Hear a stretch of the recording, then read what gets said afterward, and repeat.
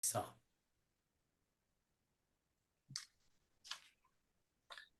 we have, I'm going to give, for those of you, few of you that don't know Jay, I'm going to give you a little background information, that a little biography on Jay. And let's see. Jay has been the staff attorney for the ACLU of Michigan's LGBTQ plus project since it was founded, and that group was founded in 2001. So we're talking about 24 years of doing work as an advocate. Did I get that right? yeah, since 2001 with the project. And he's worked on cases including challenging undercover sting operations targeting gay men, fighting Michigan's constitutional amendment prohibiting same-sex couples from marrying. Boy, that was a major accomplishment. Defending the validity of second parent adoptions granted in Michigan, and recently advocating for a transgender high school student to be able to run for a prom court. And Jay was honored with the 2006 Unsung Hero Award from the Michigan State Bar, and the 2010 Virginia Uribe Civil Rights Award from the National Education Association. So those are just some highlights of what Jay's been doing. And I've been sitting in on Jay's monthly meetings for quite a few years, and have appreciated him a great deal, because he's on the cutting edge for standing up for human rights, including specifically LGBT folks. So without further ado, I'm saying welcome, Jay Kaplan, and we look forward to hearing more about book banning and what does it involve here in Michigan, and what can we do about it? So take it away, Jay.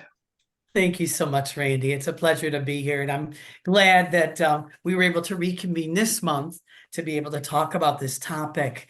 And, I think, just starting out about book banning, I think it's a reaction to the great progress that we have been making with regards to civil rights. When we look in the past, well, with regards to racial equality, the progress that's been made in the past about 60 years, and then with LGBTQ rights, the progress that we've made with marriage equality, and particularly in the state of Michigan at this point in time, Michigan became the 22nd state out of 50 states to have explicit civil rights protections for LGBTQ people. And those amendments took effect just this February of this year. So many times with any kind of civil rights movement, the progress that you make, there are individuals and there are groups of people that engage in a sort of pushback. And we're certainly seeing that with regards to LGBTQ rights across the country, where we see an increase of 500% of anti-LGBTQ legislation in other states. We are fortunate at this time in Michigan to be in a state where we have a governor, an attorney general, a secretary of state, a legislative majority, a majority on our Michigan Supreme Court, all that would not countenance these kinds of laws or policies and are supportive of LGBTQ rights. So that's the difference there. But I just to give you an example, in this past year, more than 4,300 books were targeted to be banned from public libraries as well as school libraries. That's up 65% from 2022, which had an all-time high of 2,500. And in Michigan is ranked number 6 in the amount of book banning efforts, either at the public library or the public school level. And there were 42 book banning attempts in Michigan last year, involving 67 titles. And you'll notice a trend when we talk about the types of books that people are proposing get banned. The most popular ones on the book ban list are titles like All Boys Aren't Blue, which talks about in communities of color, some young males identifying as being gay. A book called Genderqueer, which is a graphic novel dealing with somebody who identifies as being gender non-binary. Perks of Being a Wallflower, which is a book that features some gay and lesbian characters, and What Girls Are Made Of, also a book that features LGBT characters. And the number of titles to be banned have increased last year by 90%. Almost half of those books that are being challenged are titles that deal with LGBTQ or people of color characters and themes. And what we're seeing is we're seeing organized groups like Moms for Liberty that are spearheading these efforts. I don't know if any of you, there was, I get the New Yorker magazine, but there was an article about Moms for Liberty in there about a year and a half ago. And it talked about the dark money that it comes into this organization for their book banning efforts. They self-report having more than 130,000 members nationwide and chapters in 48 states. A lot of the things that they do is they spread disinformation about books. I happened to see an email that they were sending to their different chapters in Michigan, and what they do, they have a list of books, and this was dealing with school libraries, and they tell their members, go check to see if these books are in your library catalog and demand that they be removed. And this organization also supported Florida's Don't Say Gay bill, which became a law, which prohibits public schools from talking about LGBTQ related topics and people and their lives. They've pushed to ban books dealing with the history of the civil rights movement. They have supported legislation that would prohibit in a school curriculum anything that might make another student uncomfortable. Among the books that they've proposed to ban included The Diary of Anne Frank. So it's a pretty extreme organization, but they're well-resourced, they're well-funded, and they're definitely present in the state of Michigan. And there's some statistics showing that 81% of school districts that ban books in the past year, this happened within or next to a county that had a Moms for Liberty chapter. And that's a really important thing when we talk about book banning, is many times, particularly when it pertains to school districts, we see individuals going to school board meetings who don't live in those school districts, but they travel to different school districts demanding books to be removed. And many of these proponents of the book ban, they're very loud, they're very provocative, they're very accusatory of school board members and library board members. They get a lot of attention in the media. And I'm not saying it's Moms for Liberty, but there have been, individuals proposing to ban books that have also made threats to school librarians, members of library boards, city councils, as well as members of school boards. I think it's really important to understand that this book banning it's a strategy that's been used throughout history to try to silence voices. It's the idea of trying to prevent certain ideas that people don't like, individuals don't like, from being shared or being communicated to other people. And it really goes against this whole idea about that our children should have a variety of reading experiences without this kind of opinionated oversight. The other thing that's really important to keep in mind is the viewpoints of these people who are proposing to ban books simply are not reflected in public opinion. I wanted to share with you some polling that the Michigan Librarians Association did with regarding to viewpoints with regards to book banning. 71% have a positive rating of their public library in Michigan. 83% would support state legislation that would make it more difficult to try to ban books. 90% said that depictions of slavery should never be banned from materials and from curriculum. 89% said discussions of race should never be banned. 87% said there should never be a ban on discussing political ideas that you might disagree with. 67% said that books that discuss sex, gender identity, sexual orientation should never be banned. 77% of Michiganders agree that local public libraries should have a diverse collection of books and reading materials that represent the community and the world around them. 80% said individual parents can set rules for their children, but they do not have the right to decide for other parents what books should be available to their children. And there's the irony with all this, because many of these proponents of the book banning, they talk a lot about parental rights to veto curricular ideas or to have a say in what their kids are taught. And yet they would propose to make a decision for all other parents about what books and ideas their kids could be exposed to. 75% think it's important to protect the ability of young people to access books so that they can learn about and understand different perspectives and help them think for themselves. So we know that this opinion or this action, these efforts to try to remove books from our library shelves are not shared and not supported by the majority of residents in our state and really across the country. So why are we seeing so many successful efforts coming at this point in time?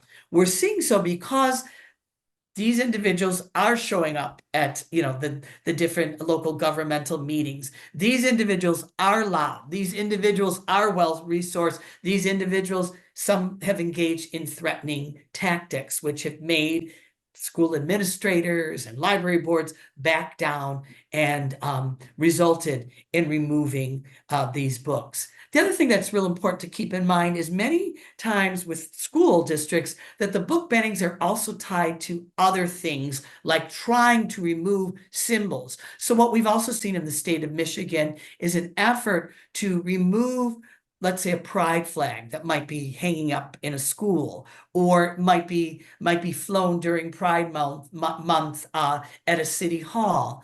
And the argument that individuals have made for why the pride flag should be removed is that if you allow the pride flag in a school or a public square, that means you have to allow all other flags. And that rationale is not accurate. Unless a city or unless a school district says, okay, we're having an open forum, and anybody who wishes to have their flag displayed can apply to do so, then a school district or a city government, they, as part of their own speech and as part of their own articulation of their values, they can pick and choose which symbols they want there. So if they value inclusivity and diversity, and they think it's important to send a message to LGBTQ individuals that they are welcome and that they will be treated fairly here, they can have the pride flag. They can have other symbols in school, letting students know that this is a safe space, that a teacher will be supportive. But what we've been seeing is, particularly in the area of school districts, as well as some local governments, they are passing policies saying, okay, no other flags than the American flag and the city flag, or no other symbols, any that could be denoted as political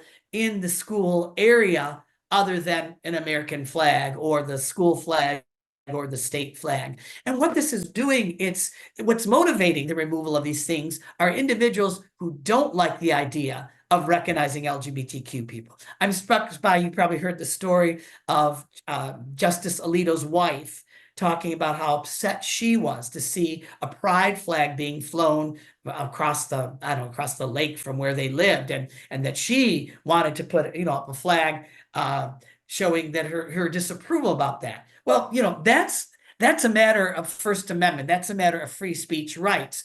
But when it's motivating to try to say to a school or to a public entity, a local government, you should be doing that, then it's sending that negative message, and it's making it very clear that the purpose behind this is, if we don't recognize these people, if we don't accord them that same recognition of dignity that accorded to other people, then maybe they'll just go away, which of course that's not going to happen. But that's the motivation behind all of that. So what can we do legally about book bans. Back in November of 2022, the ACLU of Michigan sent a letter to every school district in the state of Michigan. We're talking 800 plus school districts about our concern about these efforts to do book banning. And we talked about what does the law say about this. And so when we look for guidance on this issue, we get somewhat of some guidance from the United States Supreme Court in a case, it's a long title, called Board of Education, Island Trees Union Free School District number 26 versus Pico. And basically that was a situation where the school board, pursuant to a list of books that included, I think, Slaughterhouse-Five by Kurt Vonnegut, removed about a dozen books from the school library because basically they didn't agree with the ideas or the themes that were contained in those books. And the United States Supreme Court held that when a school district removed books because they don't like the ideas contained in those books, that violates First Amendment rights, that that's a form of censorship. What the court also did, though, is they gave a great deal of discretion to school districts and local governments to be able to remove books if they believe the books contain excessive violence or excessive profanity or excessive sexual content. So it gives them some discretion to, to give that rationale as to why they're removing books. And what we often see with regards to LGBTQ related books is the proponents who want those books banned, they argue that it's excessive sexual content, even though sometimes, the recognition of somebody as being gay or someone being of transgender is not in itself sexually explicit. Many times what the proponents of book banning will do is they will just select a particular page from the book out of context of the book. They'll read that and they will advocate that's a reason why this book needs to be removed. But even with all that discretion that's given to school districts or local governments regarding removing books, if it's clear that so if they say, okay, this book is too violent. There's a book that's called, I'm trying to remember the title. The movie was called Precious, involved an African-American young woman who was pregnant by her stepfather and suffered, a litany of sexual abuse as well as physical abuse, and how, despite all the issues in her life, she was trying to make strides for herself. Many times there's efforts to try to ban that book from the schools, and they talk about, the violence in this particular book. But if it can be demonstrated that there are other books that contain also violence and similar topics, but you're focusing on these particular books because they might deal with race or they might deal with LGBTQ characters or situations, then you can make that argument that even with that discretion, that the motivation is to try to censor particular topics or particular subjects. So how do we do this? How do we figure out when there's an effort to try to remove a book, what's right and what's wrong? What we've seen in Michigan is when books have been removed, it's usually a lack of transparency. In other words, it's not an open process. Particularly in the school district arena, you'll find maybe a school administrator in response to a parent complaining about a book, just unilaterally removes that book from the library. That's not that open, transparent process that's required with regards to when someone complains about a book. And so what we need to do whenever these efforts are occurring, either at the school district level or at the public library level, we need to demand that this review process is open and is transparent. So in other words, if there's a committee that's going to be reviewing the book, who's on that committee? What are their qualifications? And anytime there's a question about the appropriateness of a book, you need to have librarians involved, because many times libraries, both school district as well as public libraries, they have a policy in terms of how they decide on purchasing a book. And they look to various sources like the American Library Association and the Michigan and the Scholastic Association with regards to books and how they've been received. And it's very interesting that many times these books that are being removed from school libraries or public libraries are books that have been highly acclaimed by literary associations. Many times they're award-winning books. In terms of reviewers, have demonstrated that these particular books have value and are important. And so, but it's so significant to be able to see a transparent process. And like I said, when we've seen books that have been removed, particularly from school districts, what we find is it wasn't a transparent process. There wasn't the notification. Many times it happened, in the middle of the night or without any notice to anybody in the community to be able to respond to that. Once again, what we have to understand is what's happening, even in the state of Michigan, is this attempt to try to disempower groups, to not have discussion about certain ideas and certain concepts. So I thought maybe I'd share with you a little about some stories of things that have happened in the state of Michigan that we've been involved with. I mentioned to you about school districts just unilaterally removing books. So we found that on the western side of the state, there was a school district where the school administrator, just based on discussions that he had with a couple parents, a very vocal parent, just started taking books off the shelf. And then, in terms of follow-up, those books eventually were returned. That superintendent is no longer working in that school district. With a public library, Lapeer Public Library, I mentioned to you about that book, Gender Queer. And so there was an effort to try to get that book removed from the library. And the local prosecuting attorney for Lapeer is also a resident of Lapeer.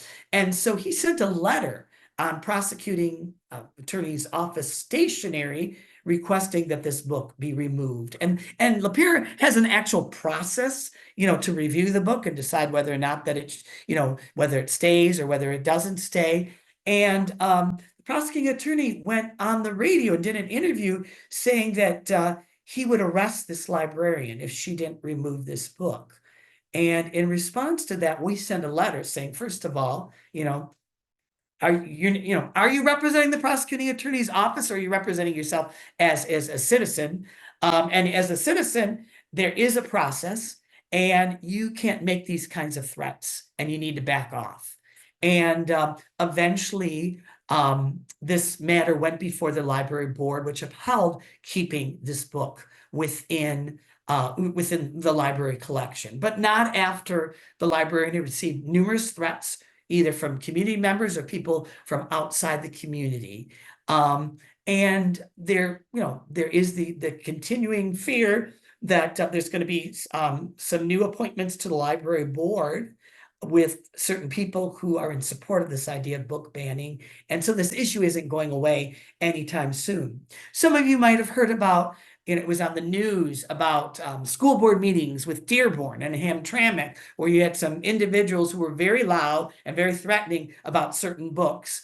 And it became clear that there's one gentleman who kind of does like a road show of going to different school districts and demanding that books be removed, doesn't live in those districts, probably hasn't read the book themselves anyway, and yet demanding that these books be removed. And just, in those particular school board meetings, very threatening language coming from people.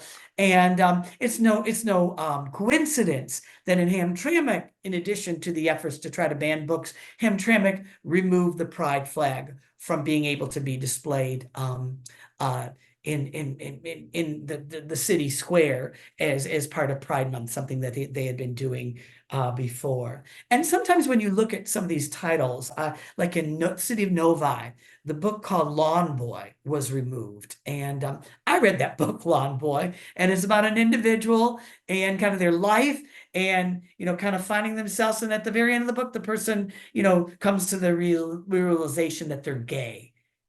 Not obscene.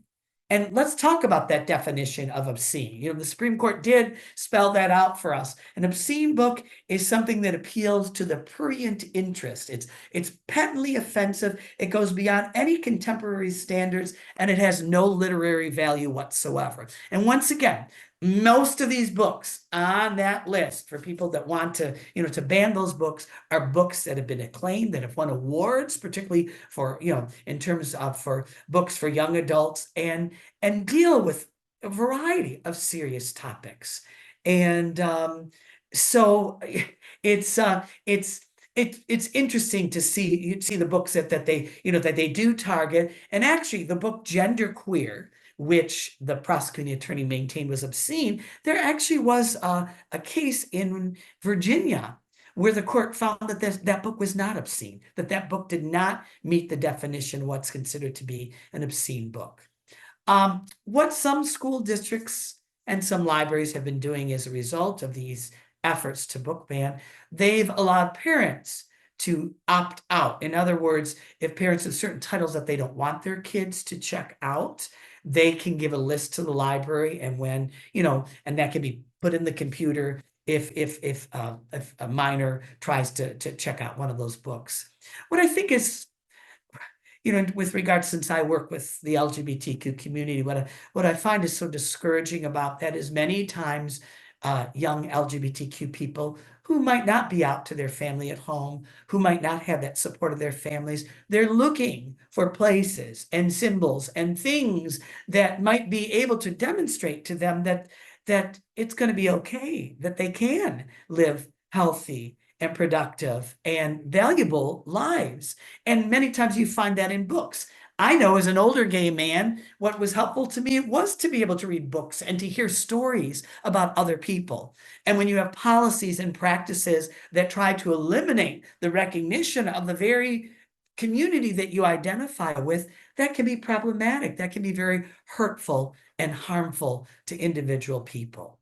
So what can we do about this stuff? What role that we can play? Well, the first thing we can do is we can speak up and we can speak out. There are a number of groups that are counteracting the efforts of Moms for Liberty. There's a group called Stop Moms for Liberty. And some of you might know there recently was a scandal regarding the leadership of Moms for Liberty, which kind of put themselves out as some sort of moral beacon for everybody else. And so maybe some of their political clout has waned a little bit just recently.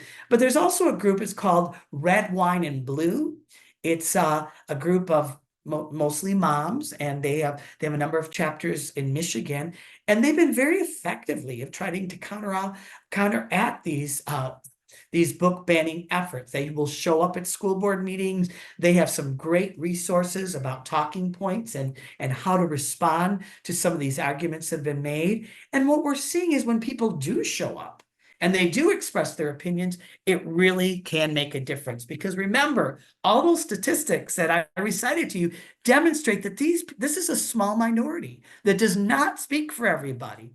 And if people don't, and I'll be honest with you, I've attended many a school board meeting where there's been a lot of anti-LGBTQ rhetoric, and if people don't feel comfortable attending meetings like that, or going to a city council meeting where and we've seen that some of those meetings have actually, there's been threats of harm and violence to individuals, and the police have had to be called. If you're not comfortable attending, you still can send a message to the leadership, the city council, the library board, the librarian at your public library, or in terms of your school board, you can write letters. You can arrange individual meetings or phone calls with school board members. What we've also found to be very helpful is when we tell a school district, hey, we think you're doing the right thing, and we want to encourage you. This is what the law says, and what you're doing is, allowing the pride flag in school, or symbols that are supportive of LGBTQ students, or including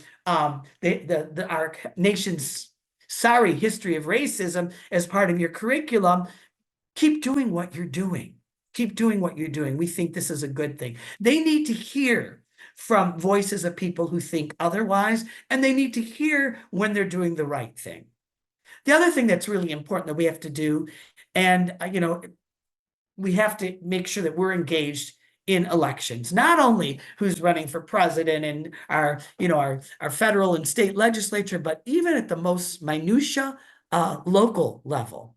I'm equally guilty of not knowing, who's on my school board and what those candidates stand. And many times those candidates have not been transparent about what their stances are. But what we saw in 2022 is a number of cities found that the majorities on their school boards changed over, and some of the folks who are now in the majority are supportive of this idea of book banning. And they passed a number of policies and they made a number of efforts to try to change curriculum or remove certain materials that they don't like. So we need to be aware of that, and we need to hold our local elected officials accountable.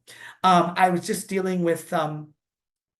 was just talking with some families in the Heartland School District, which saw a new conservative majority on their school board as a result of the 2022 election, and efforts to try to pass anti-LGBTQ policies and to review materials, and talked about, well, maybe, if it, and that one, they were saying that some of these people were elected for 6-year terms, so they're going to be on the school board till 2029. Well, maybe it's the time to think about, what is the recall effort? I mean, we have to hold our leaders accountable. And if they're doing things that we don't agree with and that we think are wrong or go against our principles, we have to let our voices be known. The other thing is, for some people have the time and the interest, run for local office, run for your school library board, or to be appointed on your school library board, run for city council or for school board, or volunteer to be on this committee that reviews when someone protests about a book, to make sure that proper standards are being accounted for and that this is not an effort to censor ideas. It's our voices that will make that difference. And, once again, if you're a parent or a grandparent, obviously you might want to have a say in what your grandchild decides to read, outside of their curriculum. And that's your right to do that. But no one has the right to dictate to all parents what their kids can read or what ideas their kids can be exposed to. And I think, that's a very conservative principle. It's the idea of keeping the government out of our business and this free flow marketplace of ideas. And, I grew up, our family reading was really important. I mean, just reading books for pleasure outside of school. Many times, we just all sat around with a book. And this idea that I wouldn't be able to access a book at my public library or from school because someone doesn't like that idea, it goes against our whole principles of democracy and what our Constitution is all about. The other thing is to be supportive of your local libraries. You might have heard there was on the western side of the state a library that was, voters voted to defund the library because certain people didn't like some of the books that were in there. And I think they lost the millage twice, but then they were able to pass it on a third time because voter turnout and awareness was so low about what was going on. But this was an effort of some people to say, we don't like some of the books you have here, so therefore we're going to defund the library. And you know what that, I don't think any of us want to see a world where our public libraries are being closed because certain people don't like books that they see there. So we want to be supportive of our libraries and make sure that we approve millages and the financial support that these libraries need in order to function.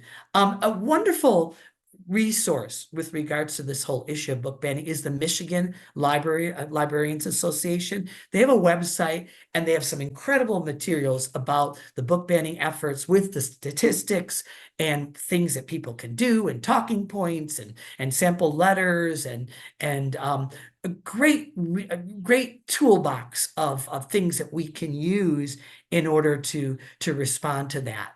Should also mention that the ACLU of Michigan, we launched on our website about a month ago. It's kind of a mapping of all the book banning efforts across the state of Michigan, what's been happening, what we've been keeping track of, what the law says about this issue, and where things are now. So you can get an idea and a flavor of what's happening here.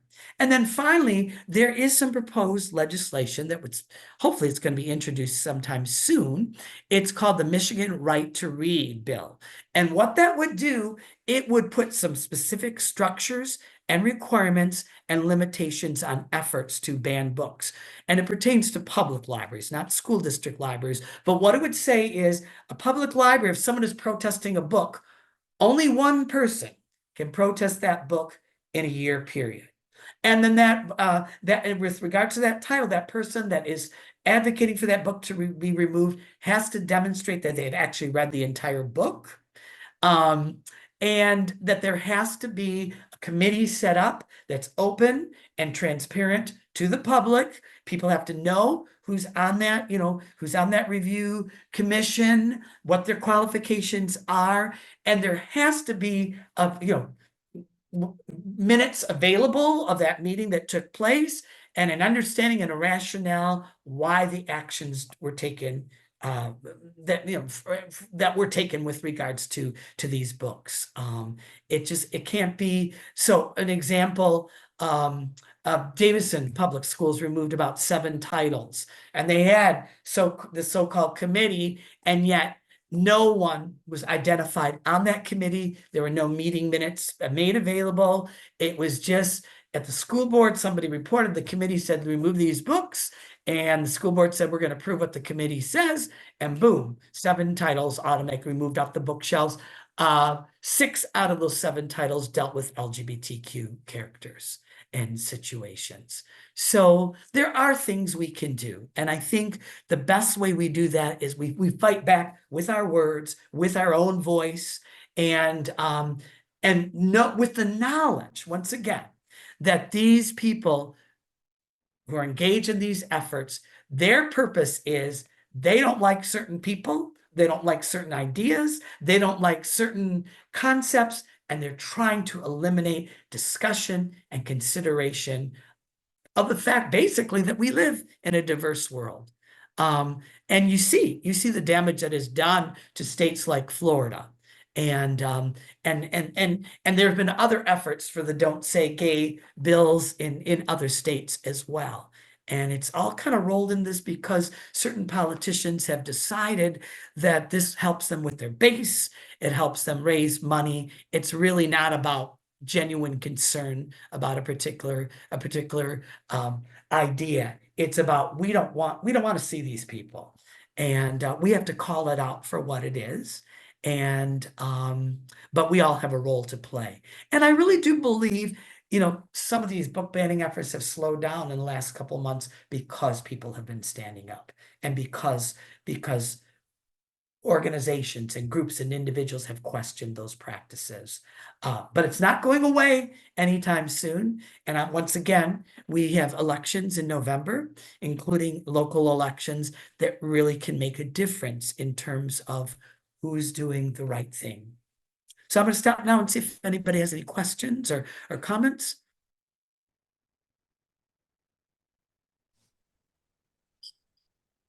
Excuse me, I have a comment and question, I guess, whatever.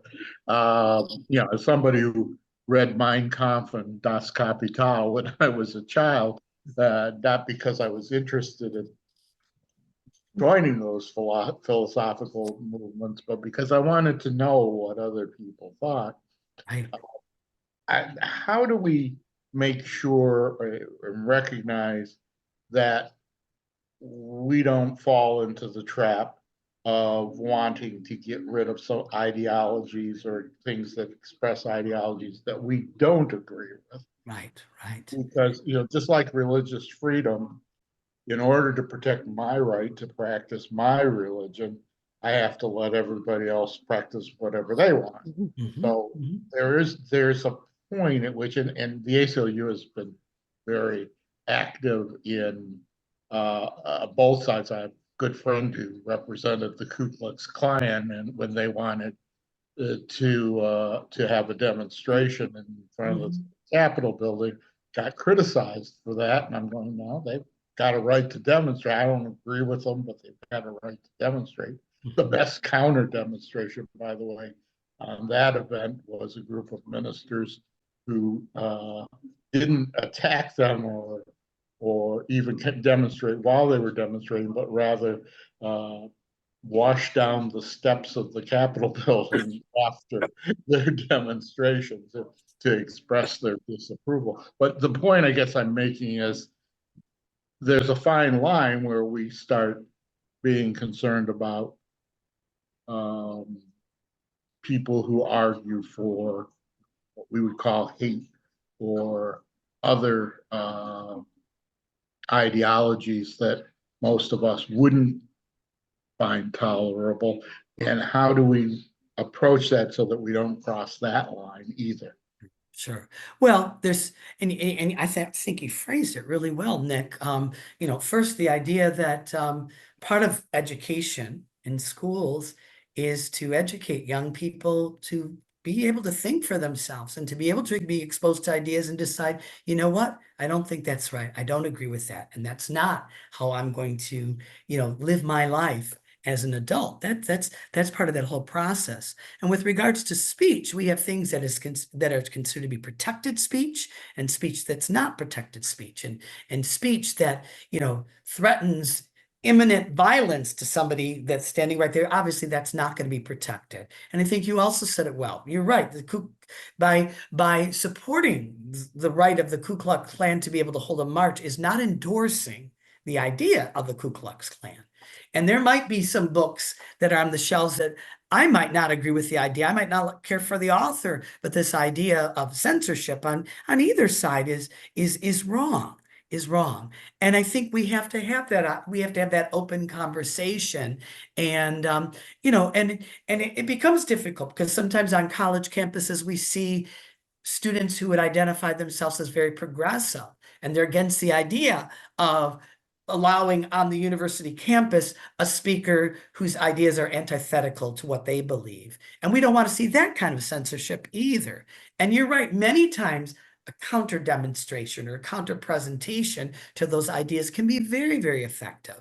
I think what many times what people feel threatened with regards to speech issues is if they think that those people, those particular proponents of a certain speech, that they're speaking for everybody else. And when we recognize, no, that they don't, that they're,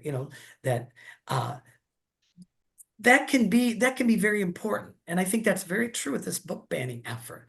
Once again, I'll probably sound like a broken record. These folks are small in number, they're very loud in voice, and they're highly resourced, and they take up all the oxygen. And the media just loves to cover these stories. But when the other countervailing opinion shows up and it can really make a difference. And that's what we have to just keep doing. Other questions? I see Mary Jo's got her hand up. Yeah, Yeah, good morning, everybody. So I live in Dearborn and I'm real familiar with what was going on there, Jay. And one thing that disturbed me, well, first of all, two factual things. It's actually the Michigan Library Association, but I know the website looks libraries, but it's Michigan Library Association. And if people were wanting to know about candidates in their position on, school board candidates, if you have one running, make sure you check out the League of Women Voters, vote411.org, and hopefully they've got a question on censorship there. But what I was going to say about the Dearborn thing was, so yeah, Stephanie Butler was there, and she definitely, represented Moms of Liberty. But then I don't know if maybe this man that you mentioned, maybe he was the one that got a lot of these young Arabic fellas to be coming. And what I was concerned about was they kept talking about our religion doesn't allow this kind of, reading by our kids, basically is what they were saying. And wait a minute, separation of church and state. And isn't that why many of you came over here so you wouldn't have to worry about what you do, Anyway, can you sort of address that separation of church thing? Because I think once again, outside of curricular materials, parents can control what their kids read. They can make Right. those decisions, but they don't make their decisions for everybody else. And I Right. think that's the response, you know, Okay. to something like this. And, you know, it's Sure. interesting you mentioned about Stephanie Butler. Stephanie Butler lives on the western side of the state. She's Oh, yeah, you know, she's the one, I believe so. I think that's oh, the I think she's from Dearborn. Dearborn. Okay, maybe I'm thinking about there's another Stephanie on the western side of the Oh, state okay. with Yeah, Forest no. Hills. Oh, But what you do see is many times the familiar face coming to different school districts. What we found out with Dearborn, we did a Freedom of Information request, a very deep one, was they ended up removing 2 books. We don't necessarily agree with that, with their decision, but they had a pretty transparent process. And they did have a committee and they did have minutes and a lot of the books that were, you know, that were being advocated to be removed, they remained on the bookshelves. And, you know, many times we're going to have disagreements about what the result is. But what we did find from Dearborn was that it was a pretty extensive process. There was a number of steps. They made that information available, who was making those decisions, what, you know, how they reached that decision. And that's the way those things should happen, right? But when, you know, when it's, and many times it's a result of being afraid, you know, threats are being made or whatever. And when we see, you know, efforts like you know, with other school districts, like with Davison, where you don't even know who is this committee? Who are these people? And where's the records that they even exist? And yet you've removed, you know, 7 books off the shelf. Kathleen, did you have a question or comment? I do. I do. First of all, thank you so much for such a comprehensive overview of, not more than an overview, it was comprehensive regarding this issue. The one thing that I did want to know is, do we have a sponsor? Do you have a sponsor for that Michigan Right to Read bill? You know, they're working on sponsors. Gotcha. And probably, and your best information about that is the Michigan Libraries Association, because they talk about the bill. And the hope was it was going to be introduced earlier this year. See, what's going to happen is we're going to get all involved with the election, and then maybe it won't even come up until the lame duck period between November Right. and the end of December. But I think they're in the process of getting a number of sponsors. I mean, when you look at the statistics that, you know, 81 per, you know, with such strong support for something like this should be a no-brainer. Yet I'm sure we will see pushback from certain legislators, you know, based on, you know, what they hear from some of their constituents. I also want you to know that at the League of Women Voters here in the Oakland area, that we have an observer committee, and our observer group, we specifically are keeping an eye out on those 27 school boards here in our county, and watching primarily for things like to make sure that we still have transparency and that people are in keeping on the board with the Open Meetings Act. But with that also, we're taking back to the league information that we gather related to any kind of the book banning and all that is being elevated at those meetings. And I'm really happy to know that we've got another area that we can go to in the event that we find things that are not going well. Sure. Well, I'm thrilled to hear that League of Women Voters is doing that, because when we talk with communities, they say, how do I get this information? How do I even know? I mean, a lot of times you vote for who's on the school board, you see their lawn signs, and many times some of these candidates that, you know, support book banning, they have the most resources to buy all the lawn signs and put them on, and they don't publicly disclose their position on this issue. And so you end up in a situation where, you know, like Grosse Pointe now with their school boards, like, how did we get this way? You know, and look what's happening here. So it's important to know what's going on at the local level, for sure. Jay, this is Randy. I've got a couple questions. Sure. And again, there's people on this call that could ask have already asked great questions. So I'm just adding mine to the mix. But this right to read bill, what you're saying, has not yet gotten sponsors yet. So it's kind of like in the early stages, and the state legislature is moving on things that they think they can get passed. So if it's not been fully developed yet, you're not going to have it passed right away. But are there models for a right to read bill that are in other states that perhaps could offer Michigan? So they're not starting out from scratch on this bill. Is there models for a right to read bill that have been adopted in other states? I don't know what other states have adopted, but yes, they based this, they worked with with a bill drafter who had worked on similar legislation in other states.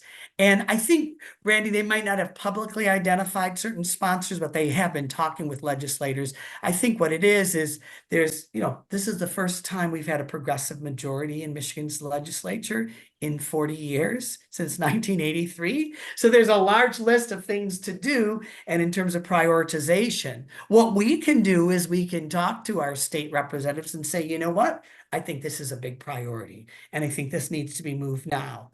And we can also talk to, and I don't even know who's the House leadership in the Michigan legislature, but we can contact that person and say, you know what? We think this needs to be a priority piece, given what we've seen, happening in our state. Joe Tate is the Speaker of the House. I'm sorry, who's that? Joe Tate. Joe Tate. Oh yeah, yes. Yeah, we can contact Joe Tate. And is it Winnie Brinks is in the Senate, right? But you raise a very good point. I mean, I'm involved in another group that's pushing to prioritize reinstating pensions for state employees. And I'm getting pushback from the Democratic majority. This is, we've done all of these things. Why are you saying we aren't doing it? Well, and that's true. They have done a lot of things over the years, or over a short period of time. We're trying to push back on 30 years or more of since the Reagan era conservative movement.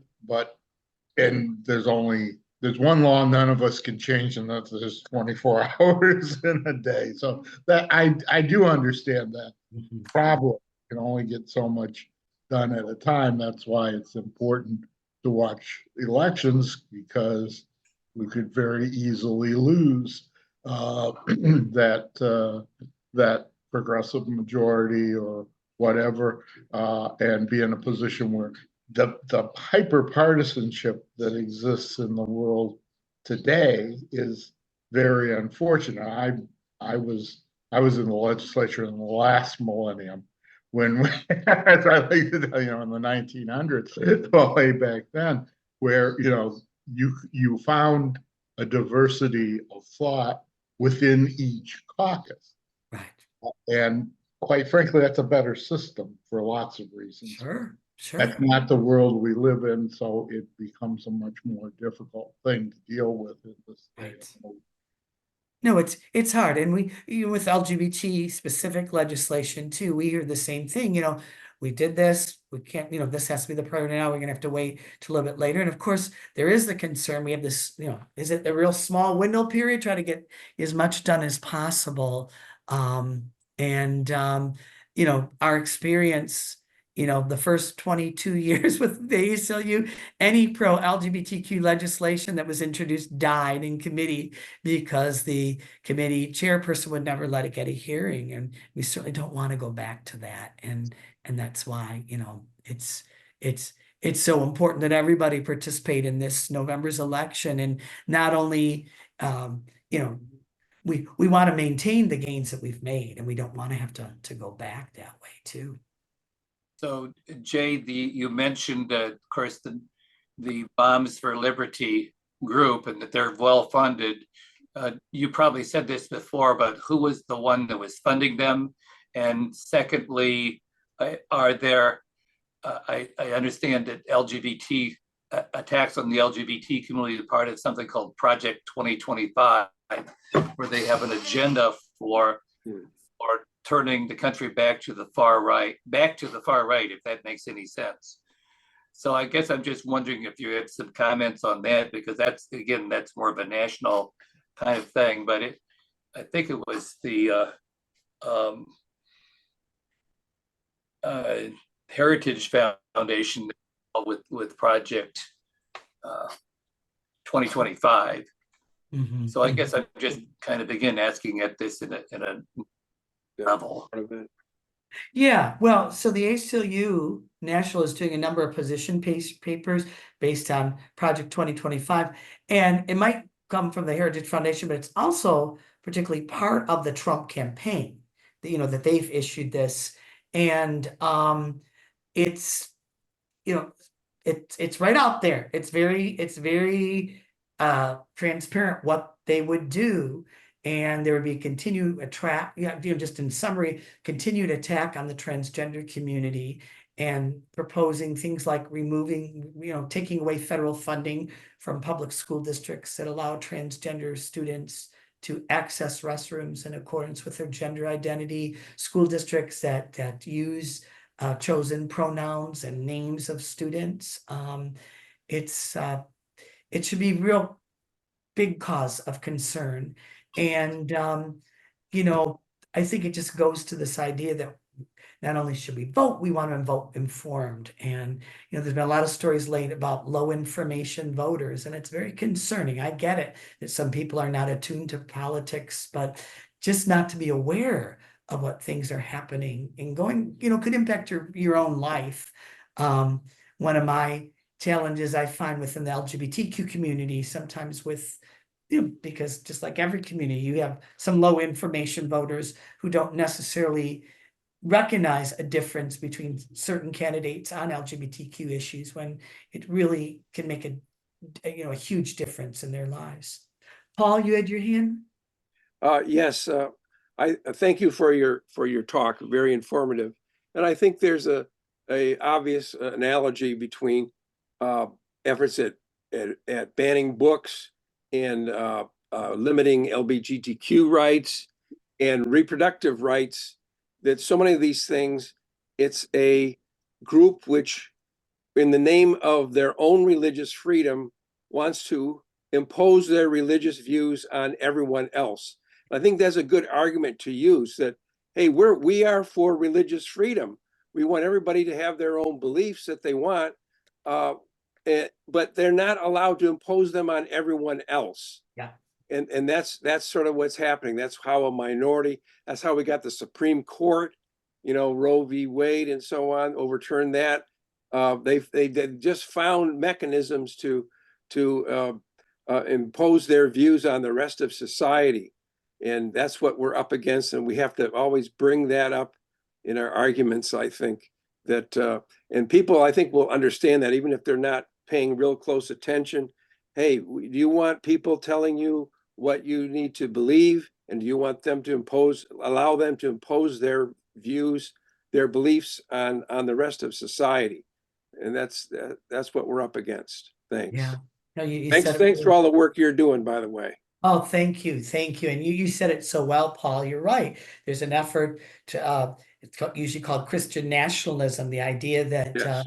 That ours is a Christian nation. Well, we're not a nation of one religion. We're a nation of many religions and non-religions. And anytime government policy is dictated by a particular religious belief, we're straying away from what our Constitution is all about. And I think that has to be part of the important discussion. And many times, as you saw Justice Alito in those comments at that dinner, we didn't know he was being recorded, some of the proponents of that portray themselves as victims, and that their viewpoints have been pushed aside. And we hear that articulated by politicians as well. In closing, I also just wanted to mention, if you're aware of any efforts for book banning or censorship in your community or in schools, please, contact me, contact the ACLU, let us know about that. I get a lot of emails and calls regarding things happening in school districts concerning policies, and we are weighing in, and we're letting both school districts and local governments know that we are watching and we are monitoring, and we stand ready to challenge should action be censorship of ideas. One last question, and then if there's something that's urgent, because this whole issue is very urgent. It has to do with people's lives. you know, and the way our core values. But it seems like my last question had to do with, are we going to be, are we going to be continuing to have to, what about the idea of educating the broader public about this? Because I'm concerned there's only a dozen people on our call, and there's a whole lot of folks out there that are working against people's religious freedom or the freedom to choose who they are. What about the idea is, have people done letters to the editor? So, for example, if there could be a letters to the editor, it could reach that larger media audience. Is that something that's been tried? I think so. Sure, sure. In local communities and people writing op-ed pieces and weighing on this. And, you know, we have to just keep reminding ourselves that once again, just like with the issue of reproductive freedom, these people do not speak for the majority. The majority, you know, believe in reproductive freedom, are against this idea of censorship and book banning, and we have to make that clear. And we have to, you know, in many ways, through letters, through statements, and at the ballot box. You know, we've seen that when a reproductive freedom issue is on the ballot, that it, you know, it does quite well, right? Yeah, it's a key thing with the whole Trump campaign, isn't it? You know, that women's rights and LGBT rights are part of what the general public, as you mentioned with the stats earlier, that the public really wants to support human rights. Right, So right. Yeah, we just have to make sure that we, you know, that we use our voices and make sure that our voices are heard. And you're right, we do need to educate the public on this issue. You know, what the Michigan Library Association's poll demonstrated is that clearly people don't like this idea, you know, of what's happening, and they don't think that you should stop these discussions or you should hide things about history. And, you know, despite what Governor DeSantis says, there weren't benefits to, you know, to slaves being held in slavery, you know, and we have to call out those things for what they are too. it's a process, isn't it? It is, it is. And if there's no other urgent questions, I'm going to say thank you so much, Jay, because Oh, this thank you. those key issues of our times. And I just wish that we had 1,000 other people that were here on the call to could hear you on that. But part of our job is doing some follow-up to your conversations with us. Sure, sure. You guys are all effective messengers, and that's so important. What we do have to offer you is a couple things. And I guess I'll just mention one of them is that we're going to give you an honorary membership in Gray Panthers of Metro Detroit. Wow, So thank you. we're with you in spirit, and we're with you in giving a part of our Gray Panthers identity that you are one of us, and we appreciate that.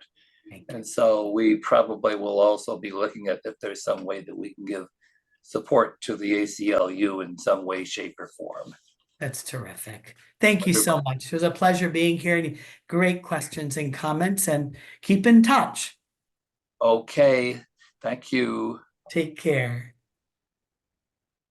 Thank you. Okay. Thank you all for being on the call.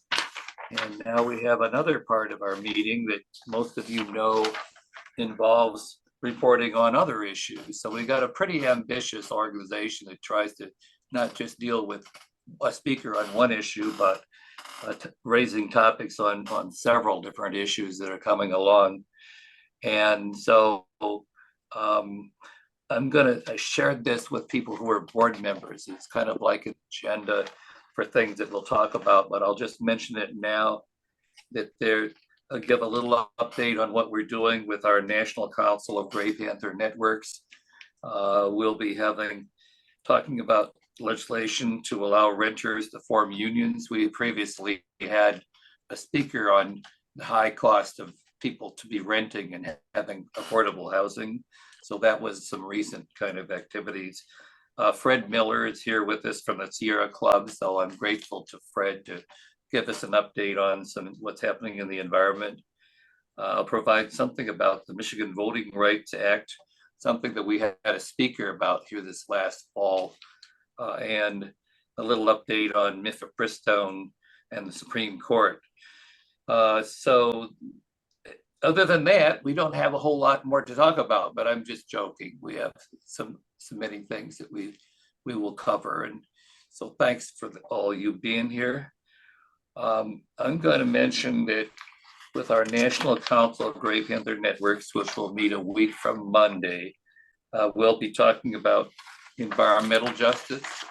And in today's free press, they're talking about having record high temperatures in different parts of the country, along with flooding and fires. And we in Michigan are pretty darn lucky, but there's climate change is part of the challenge too. We'll be also discussing taking a position on Gaza, which is not called an easy position to take, but we've got a draft of that we'll be talking about that, and doing a little update on reproductive justice, things that are going on with mifepristone. So those are all some things that are on the agenda for our national group.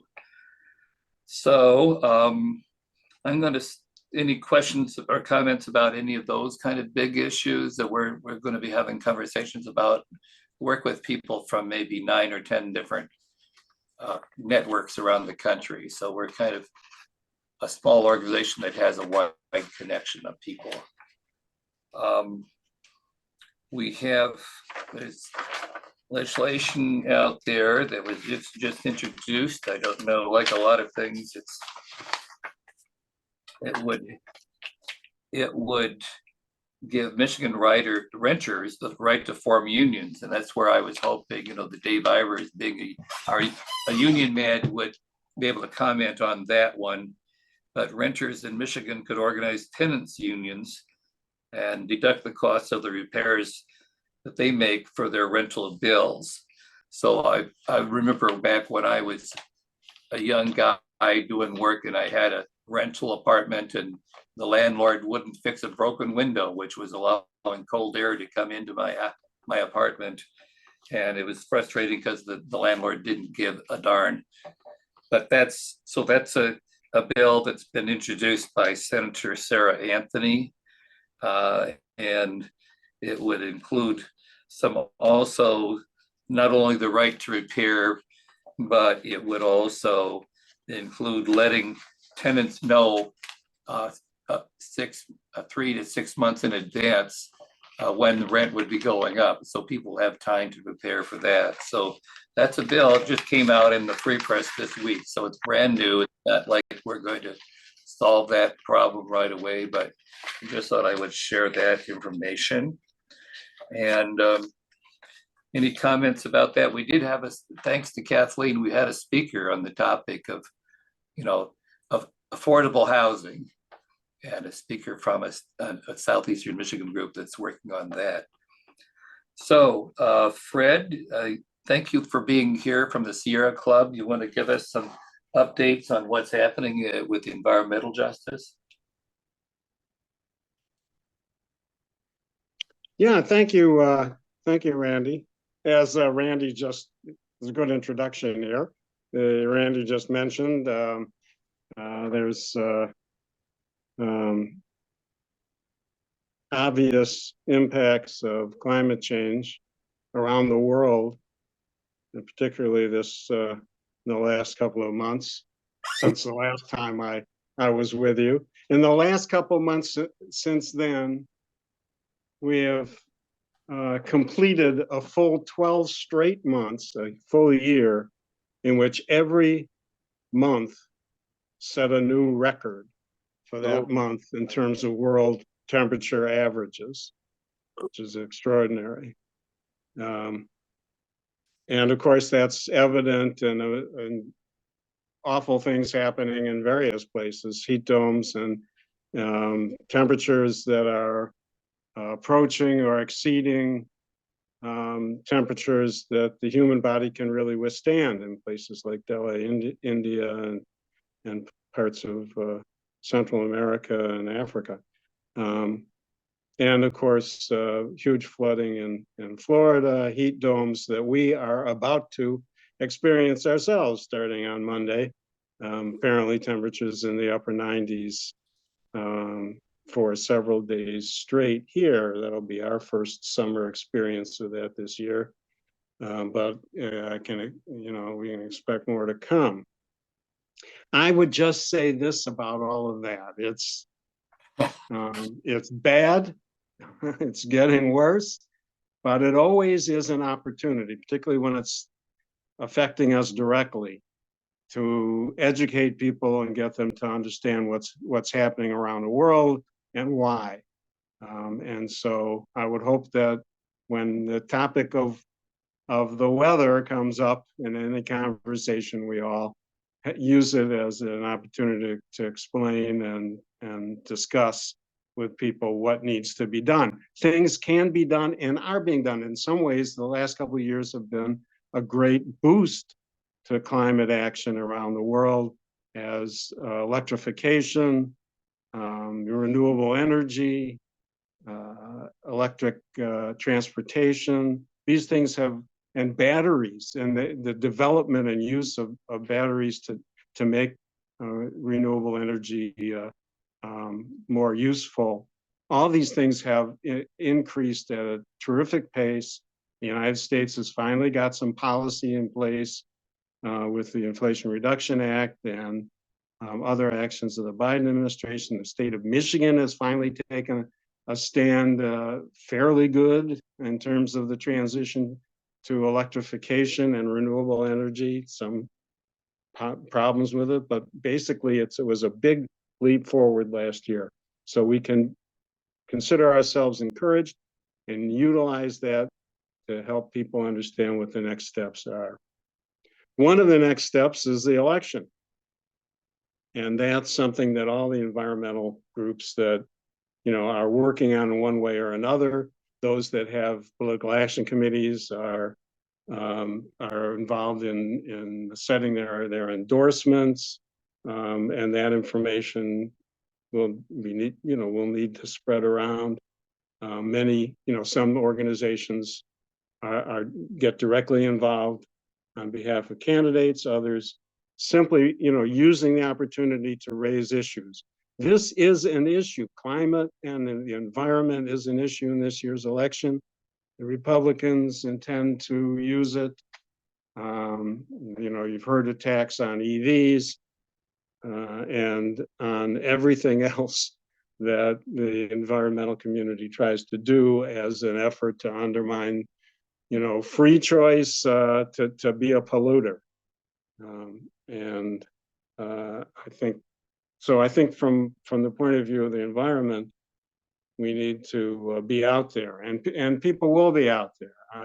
In addition to the actual efforts to support individual candidates, there will be efforts to get the issues out there in a way that people will think about climate justice, and the environment when they go to vote.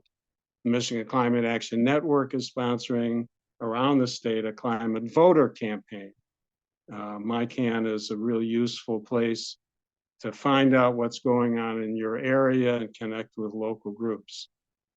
miclimateaction.org is their website. For you, those of you in the Southeast Michigan area, the Sierra Club, Southeast Michigan Sierra Club, climate team will be meeting on Tuesday. If anybody's interested in joining that or just learning about it or getting on our email list, please, you can drop something in the chat for me with your email address and I'll put you on the list and get back to you. But we're meeting on Tuesday by Zoom.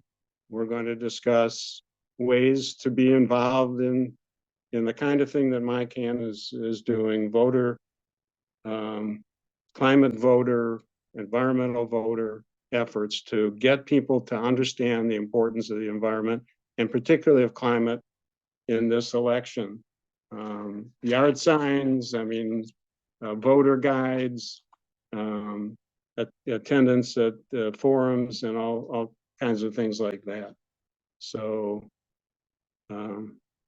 one other thing that's hot right now, so to speak, other than the weather, other than the coming weather, There are some things going on in Lansing, and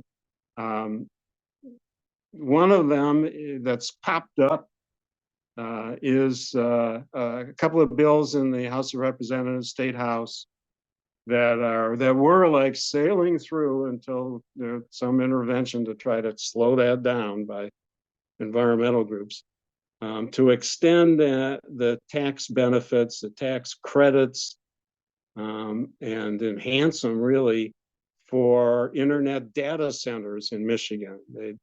These huge buildings that stuff with servers that help make the internet work. And they are not big employers, but nonetheless, they've gotten big tax credits up till now to get them in Michigan. And there's an effort to extend those, set up a long-term tax status that will benefit these data centers. The bills are House Bills 4906 and 237. And only with intense intervention of the Sierra Club and other environmental organizations did that effort slow down a bit. As we said to everyone involved, you gotta modify this. These are energy hogs that if they are allowed to act in the however they want, are going to push the use of fossil fuels. They're going to undermine energy efficiency efforts around the state. They are huge water hogs. They use up intense amounts of water to cool off these server systems that they have. And so what we said to legislators is, here's a package of things that would address these requirements, that they use renewable energy, that they act in an energy efficient manner, that they conserve water, that they're transparent on all these things. If they're going to get this benefit, they should act like responsible businesses and citizens of this state. There was a good bit of pushback, and some of the legislators really didn't like our intervention, but it worked for the time being. The whole thing has been slowed down, and there is some effort to address the things that we've raised. Some positive news. I see there's a question or a comment. No, Mary Jo put up a link to the effort to get transformational transit, which is a really good idea. And though I wish it was a separate bill just to invest in $250 million in transportation. Instead, what it is a way to compromise the objections to the Whitmer administration's business slush fund that they've been using in the last few years to, in a very non-transparent way, to benefit certain businesses that they want to expand or come to Michigan. It's good compared to what they've been doing. And it does promise a large amount of money over a 10-year period to transportation, new transportation money. They'll set up a way to determine who gets it and what projects. It's entirely unclear what that will end up being, but it's an opportunity for those who are doing mass transit in Michigan. It will not be for roads. It will be for some transit purposes, hopefully some visionary transportation purposes, rail. I think between Detroit and Metro and Ann Arbor is one big project that, that kind of thing. improving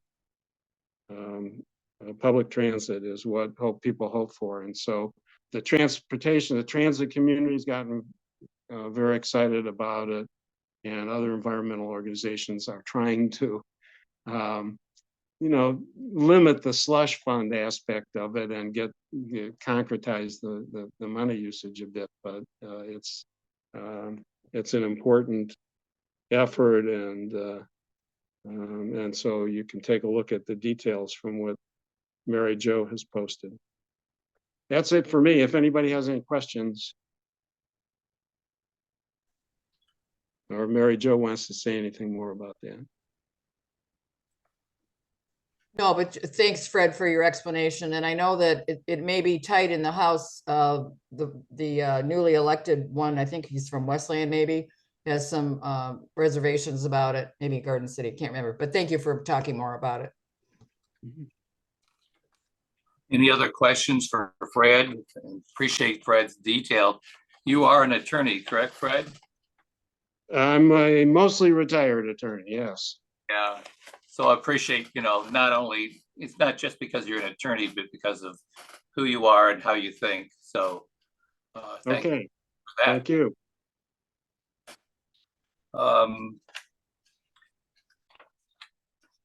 We have other kind of updates on legislation that's on the agenda here for today. There was something called the Michigan Voting Rights Act, and you may recall having a speaker on this topic here this last fall. But the John Lewis Voting Rights Act was a bill that provided some basic protections against Black and brown people for having discrimination. I mean, that's another group of people besides the LGBT community who've been clearly discriminated against. And the Michigan Voting Rights Act is something that also provides protections for persons with disabilities. So let's say a lot of older people also have disabilities, have a difficulty in maybe even getting to the polls. So just on Thursday of this week, there was some good news, was that the Michigan Voting Rights Act was in fact passed through a Senate Committee on Elections and Ethics. Now, that's the good news, is that they just 2 days ago, they had this bill that has Senate Bills 401, 402, 403, 404 through Senator Moss is the chair of this committee. They were able to get it out of committee, but it still hasn't gotten out of the House committee. So what we're talking about is basically voting rights. And that will probably they may have a vote in the Senate coming up next week on it, according to the person I spoke with. So, so we will see.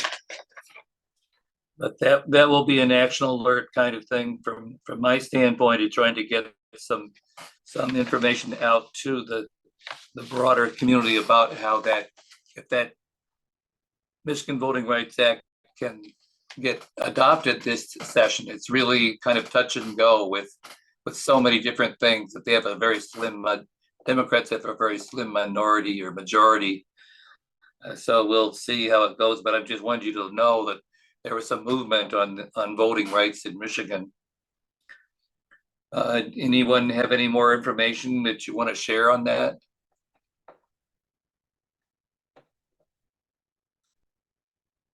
So, and again, there was another part of that Voting Rights Act that was going to make sure that the ballots for voting would be printed in languages that are for people who are, let's say, Arabic or other languages that may have a certain percentage of people in Michigan communities. And Michigan does have one of the highest percentages in the country for people from who are speaking from the Islamic community or from the Arabic communities. But that part of the bill as a compromise to get this through, got delayed a couple of years actually for that part of the bill. So that was based on a conversation with the lead person who's with the All Voting is Local campaign. So my statewide group has been supporting that, and I think Paul knows about that particular campaign. Any questions or comments about that? Now we have many of you are probably following what's going on at the Supreme Court level, and that was kind of mentioned briefly, I guess, by Jay Kaplan as well. But there's and this whole attempt to try to make illegal what's been legal for over 20 years, which is mifepristone, a drug that is allowed over 60% of American women have been able to use mifepristone as a way to have like an abortion by pill.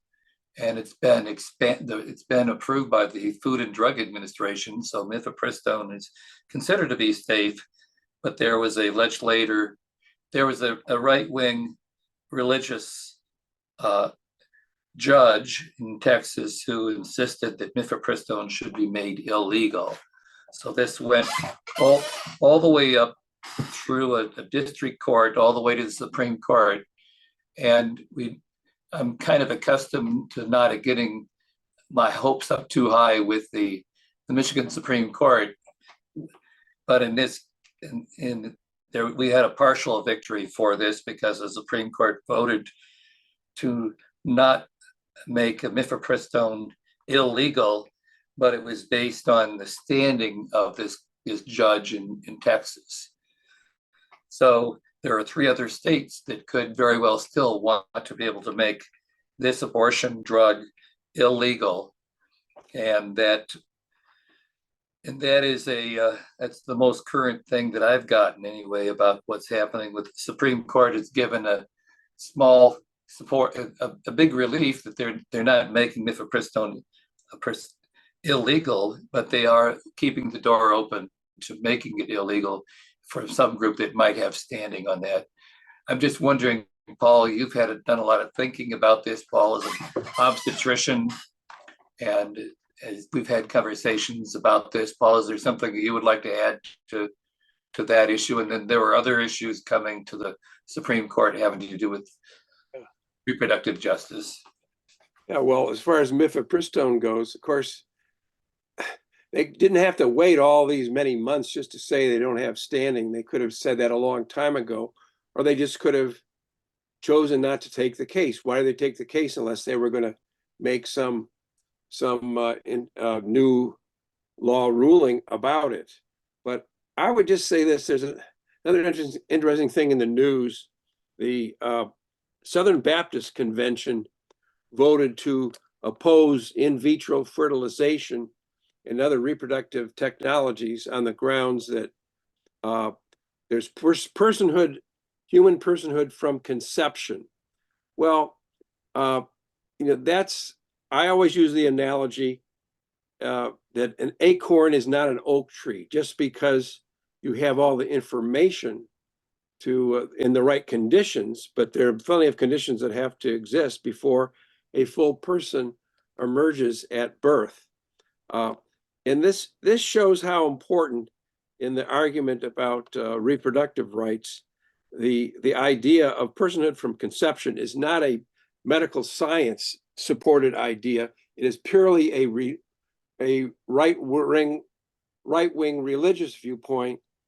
And I will say at least the Southern Baptists are consistent with their viewpoint. But if the vast majority of people in this country believe that in vitro fertilization, which does result in embryos that aren't successfully implanted and result in a baby being discarded, well, it shows how crazy it is to have that viewpoint, that personhood from conception. So if people believe that in vitro fertilization is okay, then they shouldn't have the viewpoint of human personhood from conception. just to show how unsupported that idea is, other than just being somebody's religious viewpoint where they don't need any evidence to support it. So I would just say we still have a lot to face in this country. This craziness about personhood from conception, which is underlying so much of the religious view of anti-abortion, and again gets back to the idea, even if you believe that as a religious belief, you shouldn't be imposing it upon everybody else in society. And that's kind of the bottom line. I think we need to emphasize that people shouldn't impose their religious viewpoint. Now, and it does happen to be a viewpoint of certain right-wing Christians, but I can tell you as a member of the United Church of Christ that not all Christians by any means believe that. That's not our religious belief, personhood from conception. So, but we need to keep pushing that we shouldn't, our society shouldn't allow people to impose their religious views on others. Thanks. Thank you, Paul. Yeah, Paul is co-chair of an interfaith reproductive justice coalition, which filed an amicus brief on this very topic here 2 or 3 years ago. And Gray Panthers was also supporting the idea that this whole approach of having one religion being able to dictate its views to the rest of us was clearly religious discrimination. So those of us who do see ourselves as having some religious values, or for that matter, just humanistic values, it's another area to challenge people. In addition to the law, it's saying that, look, religion is, the majority of people from different Christian religions do believe that abortion should be a right. Majority. I mean, this is again the same kind of thing that Jay Kaplan is talking about. The majority of people believe that LGBT people should be treated with dignity and should be treated as a legitimate people. So I'm just sort of saying this whole issue kind of runs deep for Paul and I. Any comments on what's happening with the Supreme Court? I'm thinking that there's so many different things going on up there that we may have a nice discussion about that at our next National Council of Gray Panther Networks meeting. But any further comments about reproductive justice rights that are, and we made some great progress. Gray Panthers have taken positions in support of women's right to choose, and but here we are still, and in other states, Michigan fortunately is a state that has had strong leadership at the state level, and also active groups like the ones that Paul and I have associated with. So any comments or questions? Okay, there are some other things that are coming up. I mean, our student board member, Danny Foster, has been doing some amazing work with Gray Panthers, and she's been serving as kind of a connection to other students who might be out there. You're working now as a person who's in charge of a dormitory. Did I get that correct, Danny? So that you're in a position of leadership at Wayne State, Eastern Michigan University, correct? Correct. I move in July 26th. I'm very excited. And I will be serving as a graduate hall director to help oversee the resident advisors and residents within a dorm hall. Congratulations, Danny. So you want to tell us something about one of the issues that comes out of the heart and the mind of a student is that students have to be able to afford to pay their college bills. And this is one area where the Biden administration has truly been, an advocate on behalf of making college affordable for young people. Do you want to tell us a little bit more? There's a new opportunity for the Biden administration pushing for to make college more affordable to young people. Do you want to tell us a little bit about that, Danny? Yeah, so as a lot of you probably know that student loan forgiveness has kind of been going through, but also kind of not at the same time. While we haven't had a lot of broad forgiveness, we have had forgiveness for people that have been paying for more than like 25 years on their loans, or there's opportunities for certain professions to get student loan forgiveness, like social work, or sometimes teachers and other like government type jobs. So while there is some student loan forgiveness, there's not quite as much. So the Biden administration kind of shifted gears and created a different type of plan to help make student loans more affordable. And that plan basically looked at your income, what is your income, and based a plan based off of your income versus just a generalized percentage scale. So students have and can apply for this type of forgiveness, but it really just helps to make your payments more affordable. For some people, it actually ends up being $0, which is incredible just because of the way that their incomes work. For some people, it's as low as like $100 a month versus potentially the $300 or $400 they were paying. So this is referred to as the SAVE plan.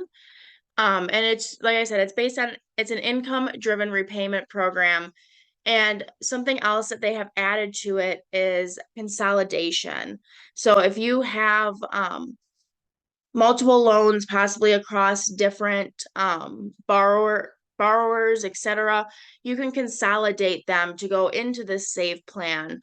It's estimated to take about 30 minutes, which is honestly not too bad to when you're signing up and getting all of your information. And it's really just to help to make sure that adjustments are made properly so that you are paying your loans off in a way that you're able to afford, so that it's not taking more of your income than you are able to pay off in a generous amount of time.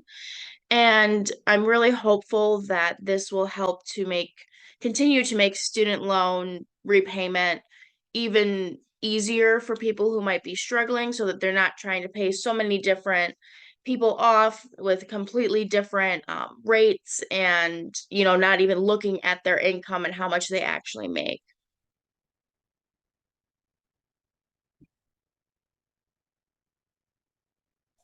So I was just reading too, Danny, just this morning actually, that the Biden administration is extending the deadline for applying till the end of June. So there's kind of a time sensitivity to this. If you know someone who's a student who's struggling to pay for their college loans, and I'm not as knowledgeable about the details of these specific things, but I thought it would be worth mentioning if how many of you here are, let's say, grandparents?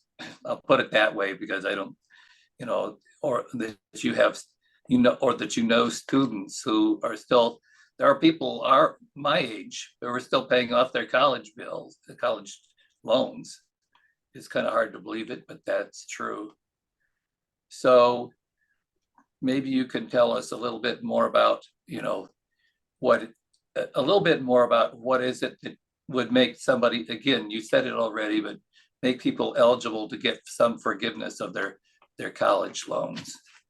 Yeah, so currently forgiveness is really just based on how long you've been paying your loan or the type of profession that you're in.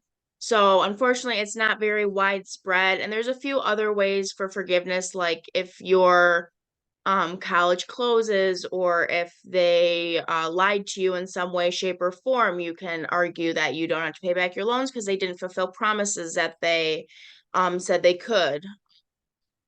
other than that, loan forgiveness is very, very slim. So that's why the SAVE program is so important. And it really is an easy process. I helped my significant other with it, and it took us no more than 10 or 15 minutes to fill out the entire thing. It was processed within about a month or so, and he was able to get his new payment plan and get onto that, making it a lot more affordable. And one of my other really good friends, she didn't know about the program, so I sent it to her, and she was able to not have to pay anything because of her income, and she works for a nonprofit as well. She is a social worker, and so she was very, very relieved and thankful because that completely changed the way that she was able to budget and live her life. And it brought her many, many opportunities, like being able to invest in more reliable transportation, and being able to afford her rent and her other bills. So it's very important to share information about the SAVE program and to get people signed up for the income-driven forgiveness or repayment plan. And additionally, along with that plan, there is a lot of wiggle room in there for things like if someone misses a payment or can't pay in full for a month, there is a current I guess gap where you have a chance to not be penalized for that, so you can get used to paying off your student loans and get used to, how much of my income is this going to take, and making sure you know your payment schedule. So there's just a lot of forgiveness currently in this plan, so I think it's really important to share and to get as many people as we possibly can onto the SAVE plan. I have a quick question, Danny. And but thank you, by the way. This was really, really good. My question, though, is or maybe it's just perhaps a comment that maybe you could comment on, and that is that it sounds to me right now like many, many students that have loans out like that are still unaware of these opportunities to get partial, if not complete payback. And when you had to reach out to your social work friend to let her know about the existence of this new plan, that tells me that there hasn't been a lot of marketing of this. And I will be interested as you move forward at Eastern Michigan to find out if the information coming from the government is being disseminated in a more equitable kind of fashion. Yeah, I don't think it's been shared very well. Mhm. Like when they were talking about student loan forgiveness, the news was all over it. They always covered it. They always had updates, but there was really never an update about what happened after student loan forgiveness was denied. And the way I found out about it was on TikTok. I was listening to someone on TikTok, and they do a lot of work with financial aid and things, and they share that information. That's the only way I knew about it, was because of that. So it's really not being shared quite as efficiently or appropriately as I think it should be. And I have to say, the White House has not done a great job sharing it either, for all of the hard work that they put in. I have not heard too much, chatter about them sharing it. Besides, it's on their website, of course. That's how you can go and do your application. But other than that, there really hasn't been a ton of information about it. And I think that's a shame, because there was a lot of thought and work put into this program. And it really is life-changing, and it needs to be shared to make sure people can sign up and apply. Yeah, I received information here on Wednesday from Move On. Everybody knows about Move On, and they're talking about a student loan workshop, and this was put on by the Student Debt Crisis Center team. So there is an organized group called the Student Debt Crisis Center team, and they'd had a workshop on this last week. So it's not like it's just totally unknown that there is a group that's working on trying to promote awareness of this. And I guess I'm wondering, you have connections, Danny, with other student leaders as part of your Great Panthers work. So what do you think? Is that something, well, is this something you can share with your student contacts and tell me, tell people more, a little bit about who all you're having contacts with as part of your work with Gray Panthers? Yeah, absolutely. I do plan to forward this email to the student organizations. I have forwarded them other information about any loan workshops or any student loan information that I've either done research on or we've talked about as an organization. So I'm excited to see that this deadline has been extended, and I do plan to share all of this with them in hopes that they can either it helps themselves or that they're able to share it with their student orgs. Okay. Well, are there other things, other announcements that any of you would like to offer right now? Because I know that there's so much going on that we could probably be here all day. Mary Jo, what? Yeah, I need to go, but I just, going back to the reproductive freedom thing, I was doing something else. One thing that I often hear people say when they're talking about, well, let's limit it to so many weeks like they do in Europe. Well, what in Europe, most of those countries, they have better healthcare, and it's, you know, you can get in quicker or it's free, and you know, which is different, of course, from the United States. So that's just one thing I wanted to throw out. Thank you. Yeah, thank you, Mary Jo. Mary Jo's a super activist, and I appreciate her very much. In Europe, they also, this is Paul, in Europe, they also have better family and child supports so that pregnant women get more support in terms of leave from work, et cetera, and bonding periods with parental leave is much better benefits in Europe than here. I mean, if people want to have American families having more children, then we need to have those supports. And that also goes to childcare. Like I have 3 grandchildren in daycare, and it's costing my children a fortune just to have their kids in daycare so that both parents can work. And So, we need that in this country. Thank you. Yeah, thank you, Paul, too. Well, I think we're kind of at the end of our time here.